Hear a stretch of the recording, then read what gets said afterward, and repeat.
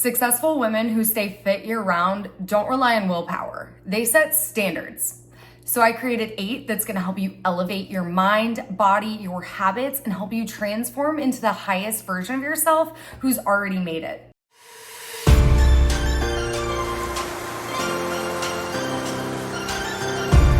Hi friends, if you're new here, my name is Elise, and if you're currently on a weight loss journey, you're in the right place.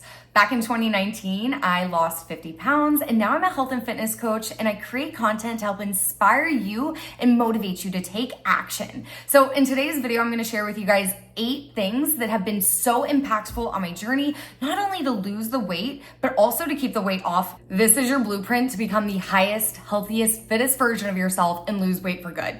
No more excuses. Let's go. The first step towards any lasting transformation happens starting with your identity shift, how you see yourself and how you choose to show up. When I first started my fitness journey, I was 50 pounds overweight, and my habits and my lifestyle reflected that, right? Like I went to McDonald's every day for lunch and got a large Coke, 2 cheeseburgers, 6-pack chicken nugget, and a medium fry. And I literally ate that every single day for lunch, and my body looked like I ate that every single day for lunch. So the very first thing we need to do is recognize the things that no longer align with us, the habits, how we spend our time, the people we spend our time around, how we're nourishing our body, how we're choosing or not choosing to move our body. So we need to get clear on who we are right now, how we're showing up, and one, we need to send them some love, but also realize that that is now the past version of you. They're no longer you. You can make that choice right now to step into your potential and be the highest version of yourself. So step 1 is getting clear on who you're becoming, who already has what it is that you desire and what you want. Who's that girl? What does she look like? What does she wear? What does she do? Write that down, journal on it, create an I am statement, and embody that and stay in alignment with that every single day. Honestly, I have to remind myself about on an hourly basis. I have to check in. I'm like, am I showing up in alignment right now? Am I keeping the promises that I'm making to myself? Am I showing up in a way that aligns with the version of myself that I want to be and who I want to become and my goals? And if I'm not, like, check yourself. Just because you have a bad hour or a bad first half of the day doesn't mean the day that is a wash, right? If you're able to check in and realign, you can still finish that day in a high note and still move the needle towards becoming you and becoming that girl. When you get clear on your goals and what you want and what you desire, it becomes very easy to embody the version of yourself that is capable of achieving those things. That is what is able to move you in the right direction. And now that you are clear, we know what's no longer serving you and what we need to do in order to step into your potential, then we need to embody that daily. There's many different things that you can do in order to align yourself and practice being her. For me personally, a daily meditation practice does the trick. I'm able to breathe in who it is that I want to become. I'm able to raise my vibrations and feel and visualize the success of my future. And that helps me show up and radiate that confidence and as a snowball effect throughout my day. So daily meditation for me is key. There's tons of different meditations on YouTube to try out. 10 minutes first thing in the morning to set the standard and set the tone for my day has made all the difference. This is literally the key to success when it comes to losing weight and losing weight for good. You need to become that version of yourself that's capable of it. And so 1, identity shifting, super important. Get clear on who you're becoming. And then 2, embodying that. And so daily meditation and practicing that has helped me become her. I also really love doing some sort of journaling. I am manifestation, meditations.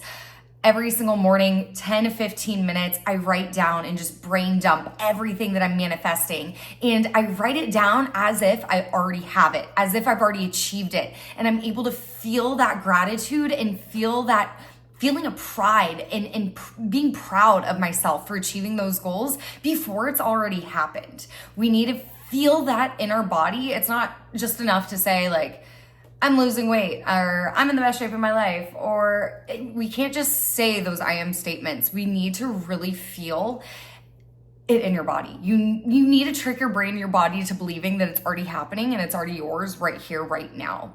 This next one was probably the hardest one for me, but the most rewarding. We need to ditch the vices and get sober. This world is a broken one.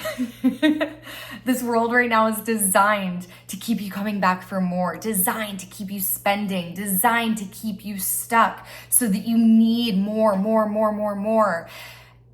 my gosh. And it's like you stop one vice and then another one comes in. So the meditation's gonna help. The meditation is gonna help make you feel whole and become you, so that you don't need these vices. But ultimately, these vices are what's keeping you stuck. For me personally, I struggled with emotional eating, stress eating. Food was my comfort. Food was my way to numb out. I was addicted to sugar. Once I finally stopped eating the sugar and I was like, kicked that habit to the curb, then next thing I know, alcohol swooped in. Next thing I know, I'm binge drinking on the weekends and then overeating because of that. And then I'm sick on Monday morning. And then it snowballs and keeps going throughout the rest of my week. And I never became the person that I wanted to be. Once alcohol left, then cannabis. I needed something else to numb out. It wasn't until I truly let go of everything and sat with my emotions, sat with my feelings, sat with my past self, forgave my past self for all the mistakes, the failures, and said, you know what? My failures don't have to define me. Who I was yesterday doesn't have to be who I am in this moment right now or who I am tomorrow. Letting go of those vices and being sober makes it very easy for you to stay in alignment with your future self, stay in alignment with how you want to be, and help you get to your goals. But I'm not here to tell you what to do. You're going to know what's best for you. You're going to be able to recognize if week over week something is holding you back or keeping you from your potential. I'm going to leave that one up to you. That was definitely a journey and a long one for me. And it took me a long time to give up any sort of vice or addiction. And to be honest with myself, that's what was going on, that I was trying to escape and run away from myself. All right, this wouldn't be a weight loss video without talking about exercise.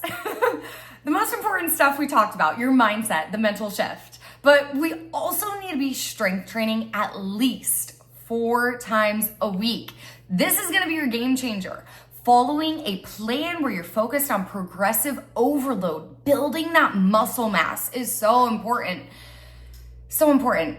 You want to look lean and toned, you've got to have that muscle mass underneath. So I highly recommend finding a strength plan that works for you, hiring a coach, working with someone in person or online that's going to help get you the results that you're looking for. Whether that's one-on-one training or even at Orange Theory, following some kind of plan that's going to help boost your overall strength and your overall muscle mass is going to be a game changer.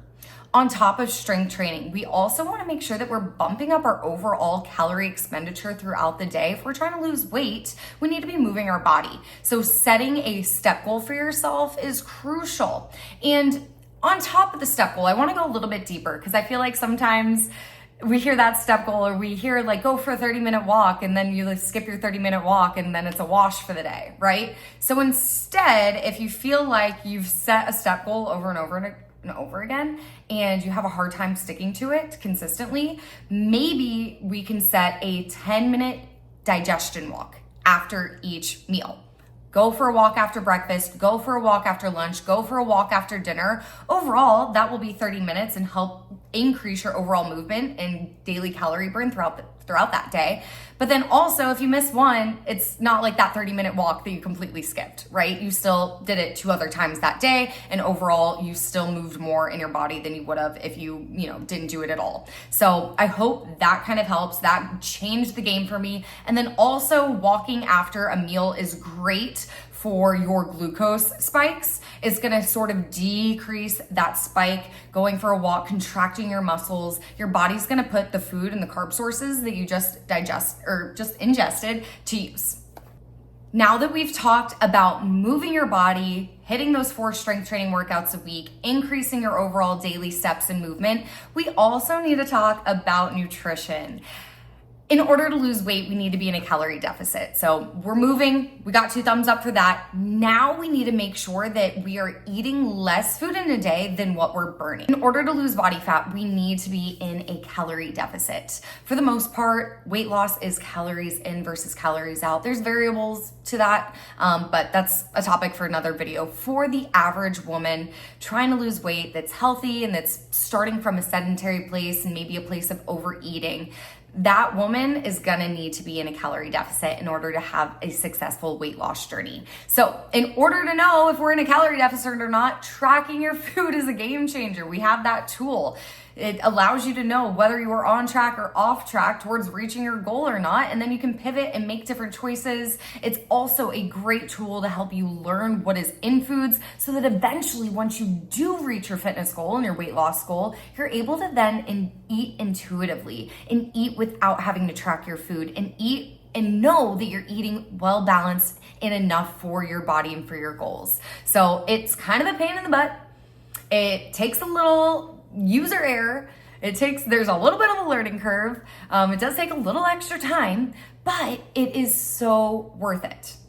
So anytime you catch yourself kind of annoyed or saying, I don't want to track my food, or that takes too much work, does staying overweight, does that take more work? Feeling winded when you go up the stairs? Is that harder? Not being able to button your clothes? Not feeling confident in the photo you took over the weekend? Choose your heart. That's all I'm gonna say about that. Track your food, eat in a calorie deficit, end of discussion. On top of tracking your food and eating in a calorie deficit, we wanna prioritize your protein. That is gonna help fuel your gains from the gym, help you build that lean muscle mass, and then it's also gonna help make sure that you're satiated and that you're feeling full and you're not ravenous and starving and miserable while in a deficit in calories. So making sure we're prioritizing that protein is huge. Honestly, I recommend a gram of protein per pound of your goal body weight. So if your goal body weight is 130 pounds, let's get 130 grams of protein per day. And then from there, what I like to do and what I recommend is dividing that amount into how many meals you're planning on having. So if you're having 4 meals, right, divide 130, and usually we want to get at least 20 to 30 grams of protein per meal. That's going to come with a little bit of planning on your end to make sure that we are hitting that target. The reason we need to prioritize protein, the reason we can't sleep on that is because you can lose weight by just the calorie deficit alone. Yes. But 1, your hormones are probably gonna be all out of whack because you're not eating a well-balanced diet. And then 2, you're probably losing not only body fat, but also muscle mass. And so that's when we get into that kind of sticky territory where, yeah, we're losing weight, but a lot of that number on the scale could be muscle. And so we wanna maintain that as much as possible and maintain as much muscle mass as we possibly can so we don't end up looking like skinny fat. Protein is king. Don't snooze on it. Speaking of snoozing, that is my last standard. We're circling it back to your identity shift in how you're showing up. We don't hit snooze. You wake up on the first alarm. Why is that? When we hit snooze, let's say, and I'm the queen of snooze, okay? Oh boy, this is the hardest one for me. I say that about all of them. But this one changes the game. This one sets the tone for your whole day. You wake up refreshed. You immediately go into your daily meditation practice and align yourself with your identity shift and who you're becoming. That's it. Game changer. What happens if we hit snooze? 10 minutes go by, the alarm goes off again. 10 minutes go by, the alarm goes off again. 1, you're not actually sleeping or getting into a good deep sleep, so you're not gonna wake up feeling any more refreshed. You're actually gonna wake up feeling more groggy. And then next thing we know, we're late. And then next thing we know, we pick up the phone and we're scrolling and looking at everybody else's lives and wondering why ours never changes. And then, I laid in bed for too long scrolling, looking at everybody else's glamorous life, and now I don't have time to put my makeup on. So now I'm lacking confidence throughout the day. I look like crap. I look like I just scrolled and hit snooze and rolled out of bed. That's gonna bleed into the rest of your day. If you don't look good, you don't feel good, you know? On top of that, I spend too long scrolling. I hit snooze. I spent too long laying in bed, sleeping in. I don't have time to make breakfast now. Gonna stop at Dunkin' Donuts, get myself a ice cream latte with a bunch of sugar and a Boston cream donut.